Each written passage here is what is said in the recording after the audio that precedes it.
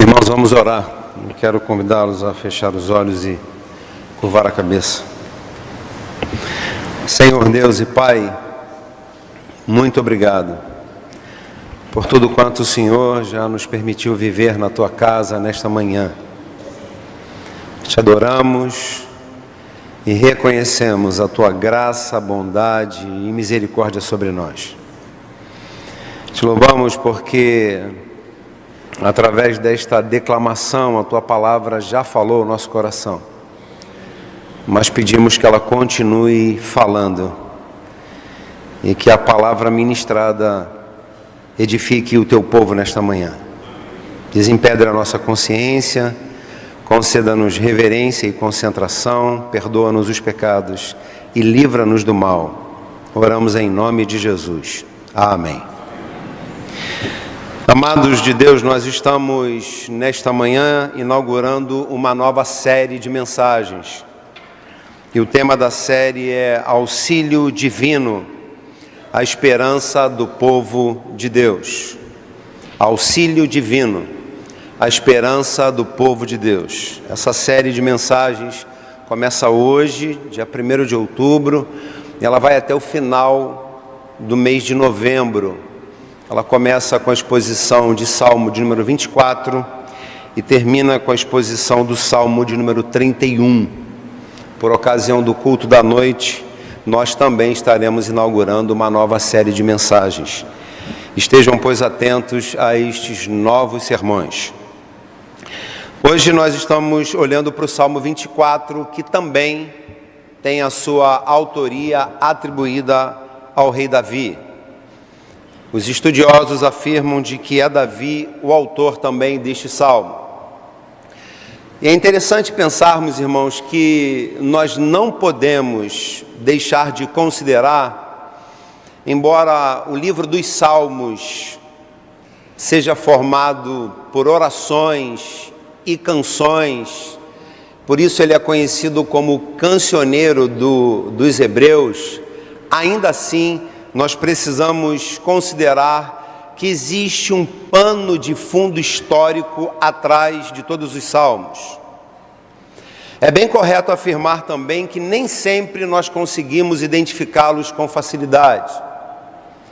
É bem possível também afirmar de que existem salmos que nós não conhecemos o seu pano de fundo histórico. Mas é importante termos na nossa mente de que os salmos estão aí e eles foram escritos mediante algum tipo de evento, acontecimento que contemplava a relação de Deus com o seu povo. O Salmo de número 24, por exemplo, ele é atribuído ao momento de júbilo e de festa, quando Davi recupera a arca da aliança, que estava sob o domínio dos filisteus e que habitavam ainda a terra de Canaã.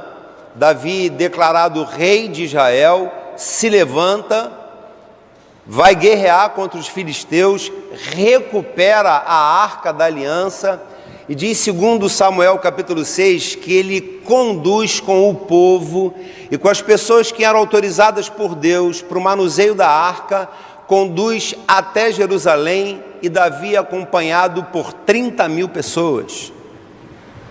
Ele não estava devidamente trajado como rei, ele estava com roupas normais, comuns, e ele é acompanhado por todo esse número de pessoas em júbilo e adoração a Yahvé, porque a arca fora recuperada.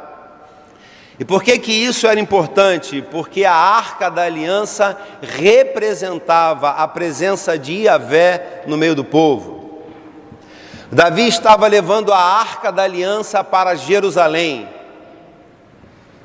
E Davi estava estabelecendo Jerusalém pela primeira vez como a capital de Israel. E ele vai denominar Jerusalém como Ir de Davi, cidade de Davi. É importante afirmarmos de que a arca não foi conduzida para o templo não tinha sido erguido ainda. Isso foi obra e atribuição do filho de Davi, o rei Salomão. Davi leva a arca para a fortaleza de Jerusalém. É por isso que nós encontramos a expressão: levantai, ó portas, as vossas cabeças, personificando as portas das fortalezas da cidade. Então nós encontramos o Salmo de número 24, considerando este júbilo, esta festa, esta celebração, pela recuperação da Arca da Aliança e pela sua devida condução à cidade de Jerusalém por Davi e por 30.000 pessoas. Quando você chegar em casa, eu incito seu coração, lá no livro de Samuel, o segundo livro, no capítulo 6, acompanhar esta história. Mas diante do Salmo 24, nós não podemos deixar de considerar que, embora ele vá remontar esta história, esse salmo é considerado também um salmo messiânico. Ele fala de Jesus, ele fala do ministério de Jesus, ele fala da vida de Jesus. Ele, na verdade, ele vai concluir uma descrição que Davi faz de Jesus, a começar do Salmo de número 22, passando pelo Salmo 23 e concluindo essa descrição no Salmo de número 24. No Salmo de número 22, Davi descreve Jesus como sendo Salvador sofredor, aquele que sofreu, aquele que pagou o preço de cruz. E por isso o primeiro verso do Salmo 22, Davi vai dizer, vai escrever: Deus meu, por que me desamparaste? O Salmo 22 é o Salmo da cruz, e descreve Jesus e o seu ministério de servo sofredor. O Salmo 23, a quem nós bem conhecemos, descreve Jesus agora como bom pastor. O Senhor é o meu pastor, nada me faltará. Ele me faz repousar em pastos verdejantes, leva-me para junto das águas de descanso. No Salmo 23, Davi descreve Jesus como aquele pastor atento às necessidades de suas ovelhas.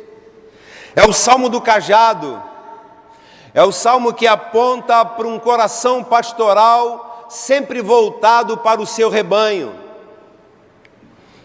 E no Salmo 24, Davi vai concluir essa descrição que ele faz acerca de Cristo. Se no Salmo 22 ele aponta para a cruz, Jesus, o servo sofredor.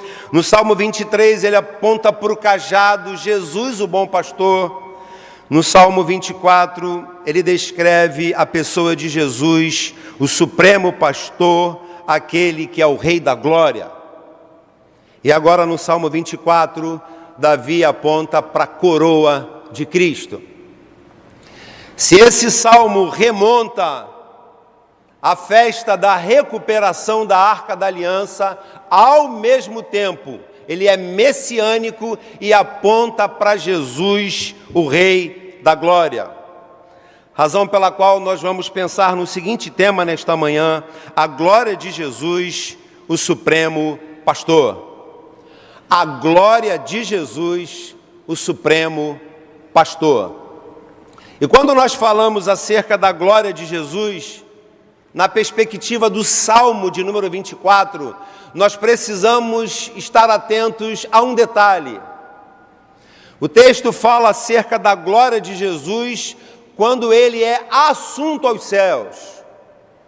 Depois de ter estado entre os homens, ter andado entre os homens, ter ido à cruz do Calvário, feito expiação pelos nossos pecados, sendo crucificado e morto, abandonando o túmulo no terceiro dia, agora ele é assunto aos céus. E sendo assunto aos céus, a oração de Jesus em João 17 vai se cumprir, porque Jesus ora a oração sacerdotal em João 17, dizendo: Pai, glorifica o teu Filho com a glória que eu tinha junto de ti antes da fundação do mundo.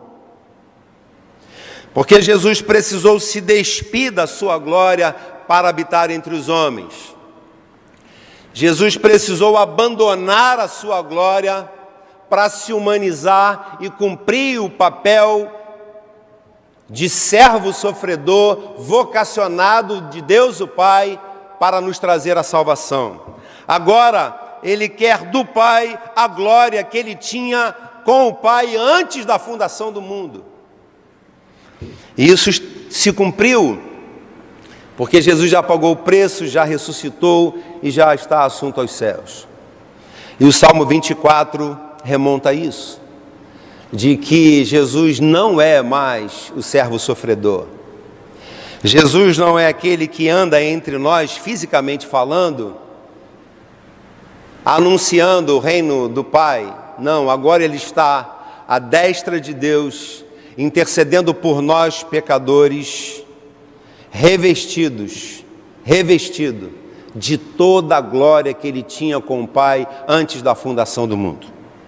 E o Salmo 24, ele nos descreve por que Jesus é o Rei da Glória.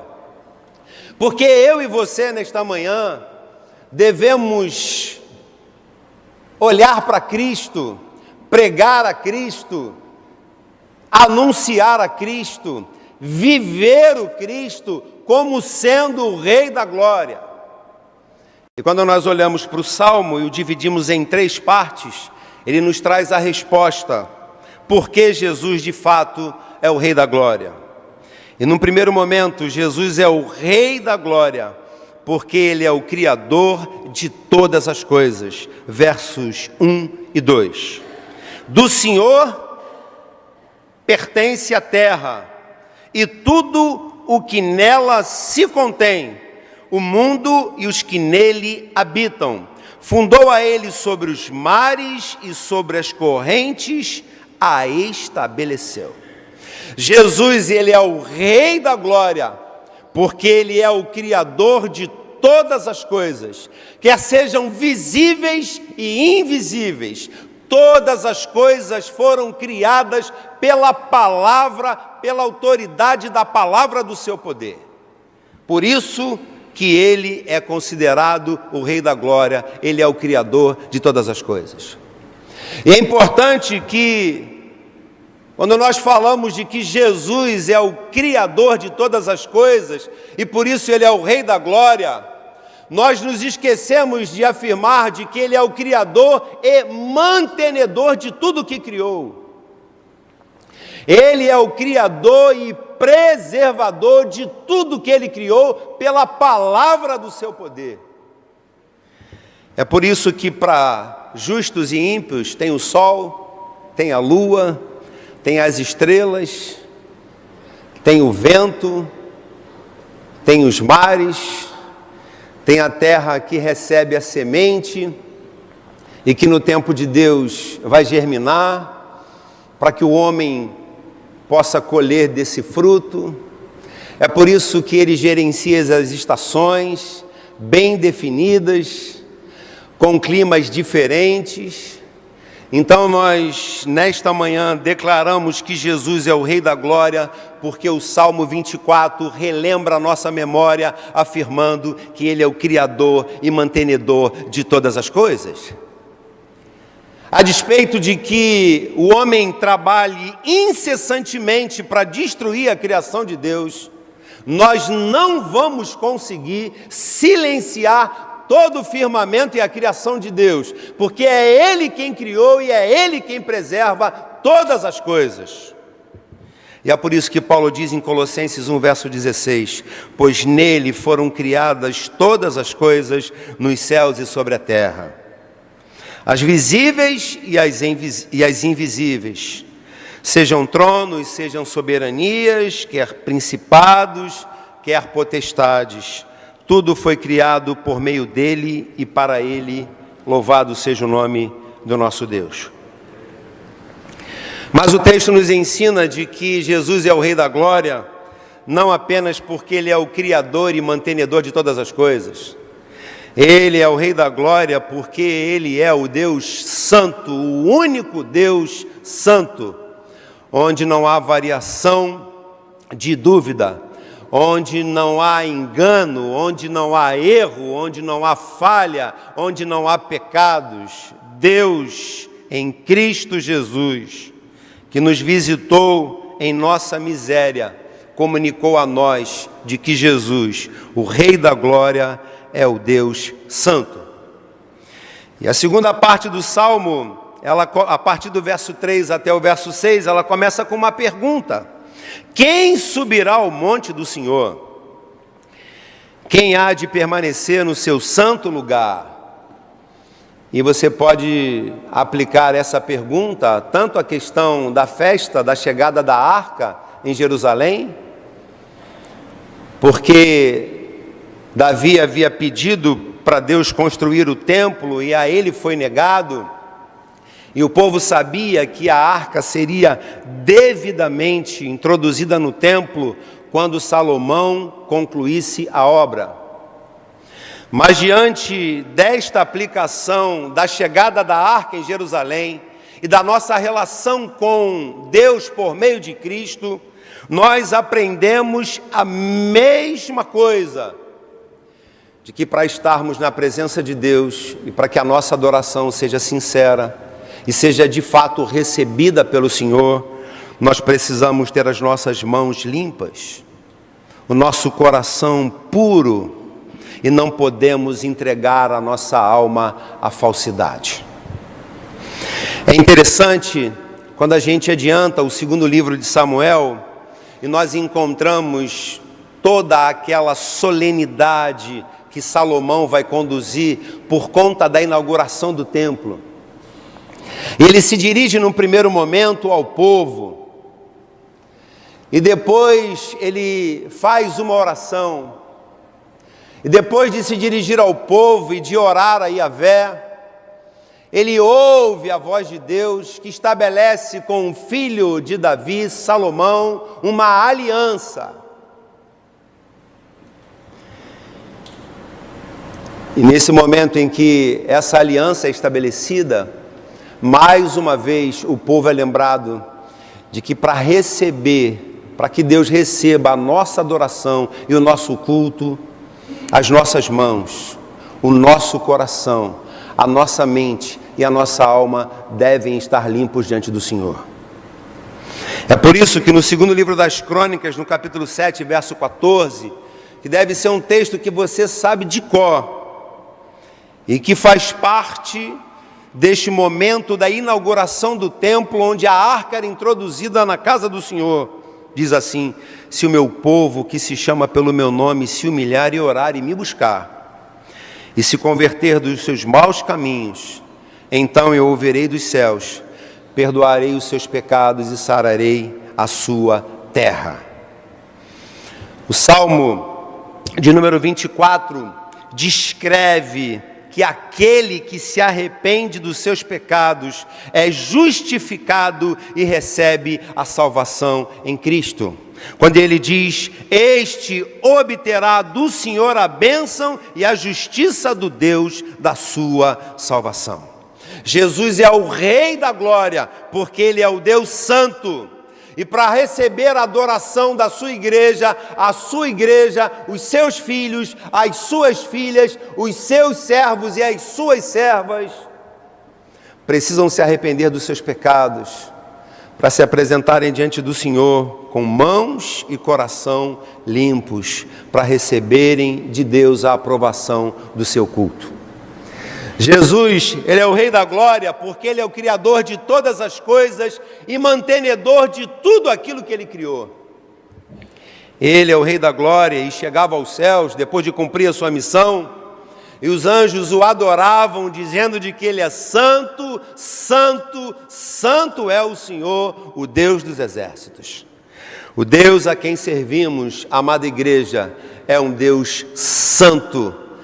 Nas suas ações não há possibilidade de nenhum tipo de variação de caráter. Mas na terceira parte do Salmo 24, nós encontramos aqui a terceira razão pela qual Davi chama Jesus daquele Rei de toda a glória. Dos versos 7 ao verso número 10, nós encontramos Davi descrevendo Jesus Cristo, o Deus Todo-Poderoso. É o Deus Criador, é o Deus Santo e é o Deus Todo-Poderoso. Existem palavras no Salmo 24 que retratam muito bem a afirmação de que Jesus Cristo é o Deus Todo-Poderoso. Quem é o Rei da Glória? É o Senhor forte e poderoso. É o Senhor poderoso nas batalhas. É o Senhor dos exércitos. Ele é o Rei da Glória.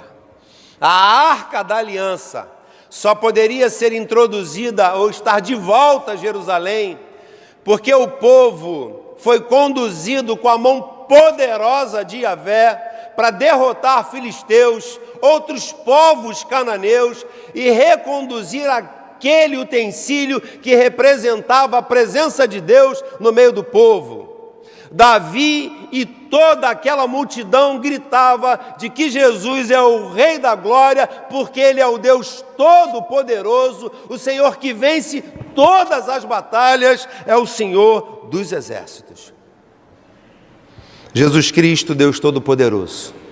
É por isso que eu e você nesta manhã não precisamos temer o mal, porque maior é aquele que nos guarda, maior é aquele que nos conduz, maior é aquele que nos exorta, maior é aquele que nos ensina, maior é aquele que nos santifica, maior é aquele que guarda a nossa mente e o nosso coração, maior é o guarda de Israel, maior é o nosso Deus, Jesus Cristo, o Rei da Glória, porque Ele é o Deus Todo-Poderoso. Por isso que Davi, no Salmo 24, afirmou em todo tempo de que Jesus é o Rei da Glória. Um Rei revestido de toda a glória.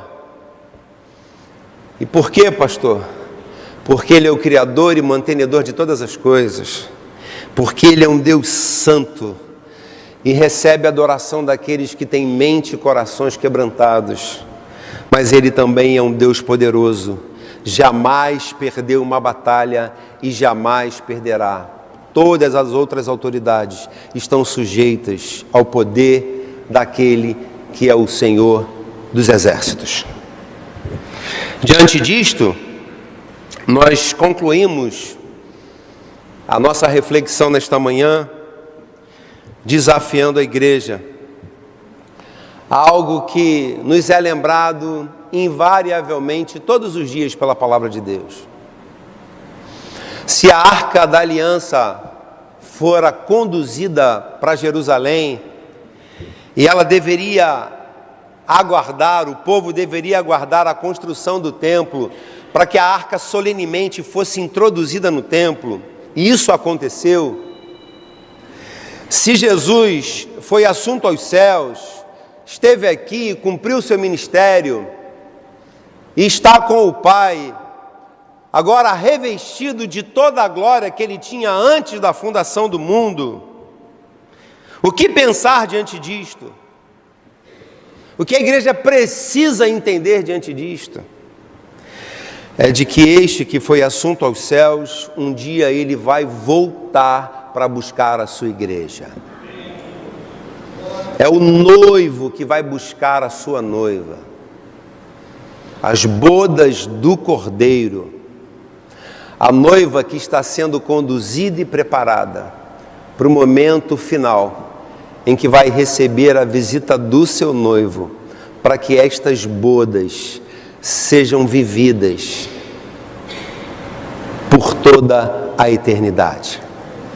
Diante disto, diante do Jesus, o Rei da Glória, o que precisamos fazer? Precisamos viver, precisamos aguardar e precisamos anunciar que o Rei da Glória um dia vai voltar. Não mais como servo sofredor, descrito no Salmo 22. Não como o bom pastor, descrito no Salmo 23, pregando o seu reino, mas vai voltar carregando na sua destra o poder de julgar as nações.